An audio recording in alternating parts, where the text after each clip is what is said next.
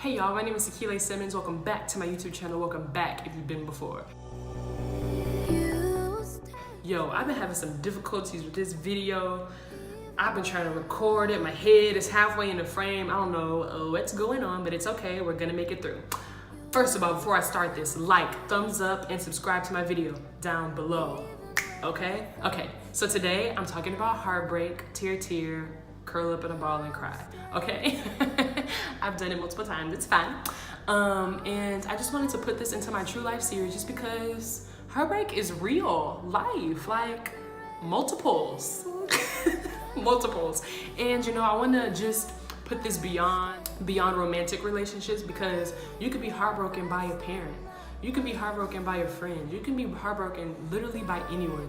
And it's important, we need to talk about it, we need to deal with it, because if we don't, then we're just gonna end up hurting other people, guys, okay? And we don't want that to happen. So the verse, yes, I got my verses, that goes with this video, is found in Psalm 34, verse 18. And it says, "The Lord is close to the brokenhearted and saves those who are crushed in spirit."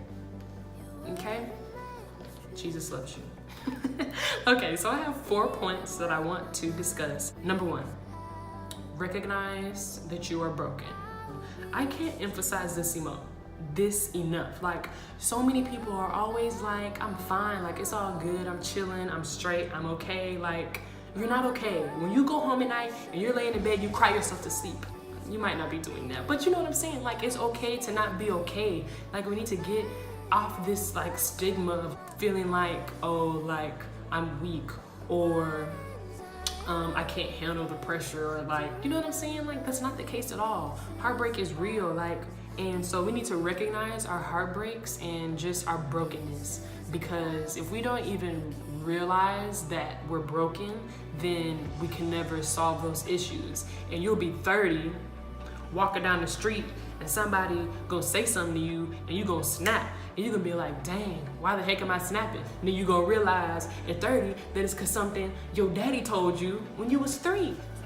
So yeah, we just really have to recognize what the problem is, what it is that has broken us, so that we can start the process of healing. The second thing is to resolve the issue.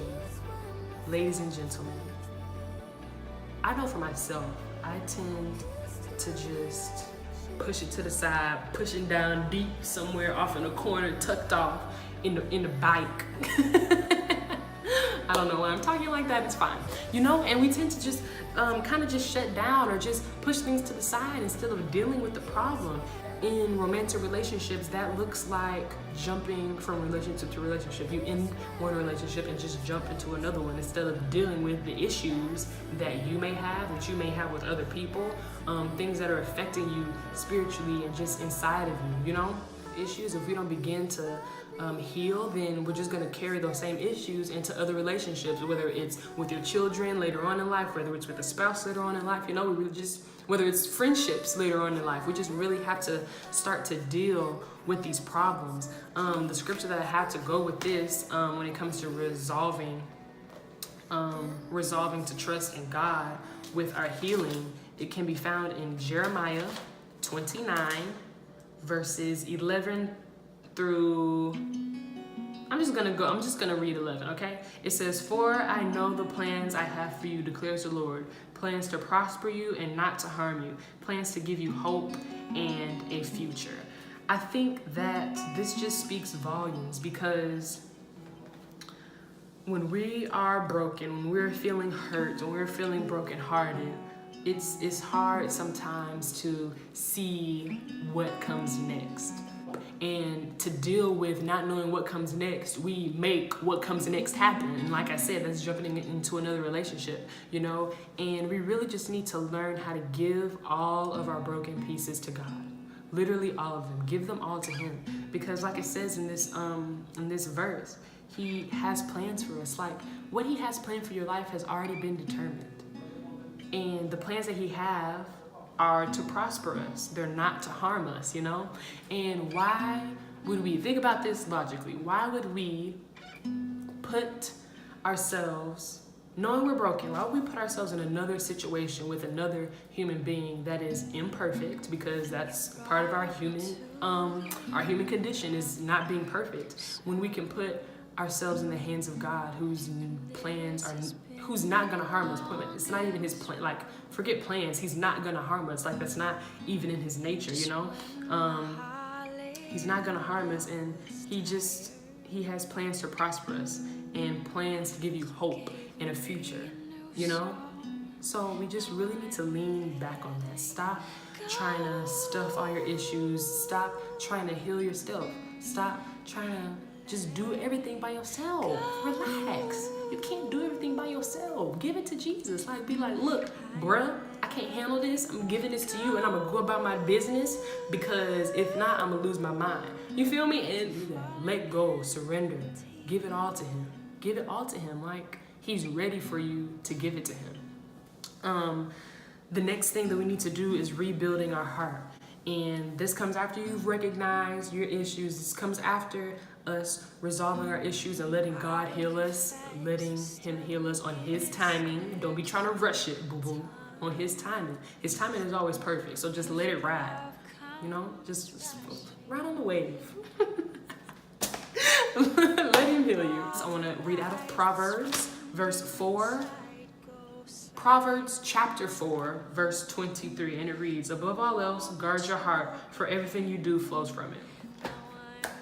This is one of my favorite verses in the whole Bible, because think about it. Literally everything comes from our heart. Like, the things that we say, the things that we think about ourselves, how we treat other people, how we treat ourselves, you know, it all comes from our heart. So we really have to be intentional on what we're putting inside of it. This is what you need to be putting inside of it, you know? What we listen to, whether it's music, what we watch on TV, what we're reading, you know? All those things can really affect us. Our intake matters when it comes to our healing. Think about it.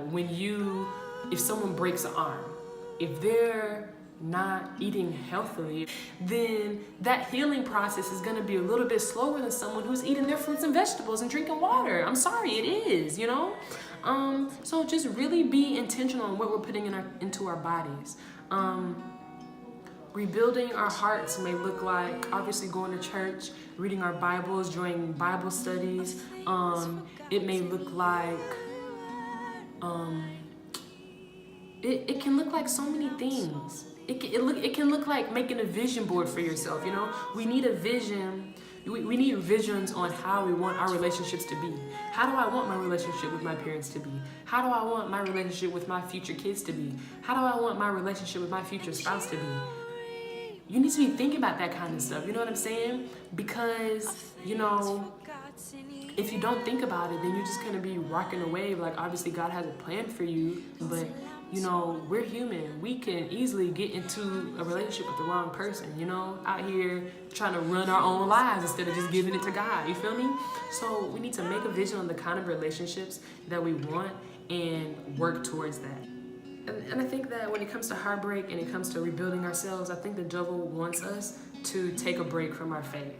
He wants us to be so sad that we're like, I don't even want to go to church, because what are they going to say that's going to help me? Or all these people are so happy. Why do I want to be there? You feel me? And that's literally what he wants to do. He wants to make you isolate yourself, you know? Don't allow one situation, one person to dictate how you're going to meet the next person, or dictate future situations that you're in.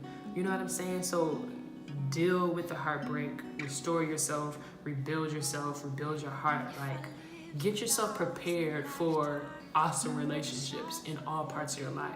And the fourth and final thing is restoring ourselves. And I think that obviously all of these things go with our connection with God, but this one is really just about the covenant that we have with him. I have here that covenants are based on what you give.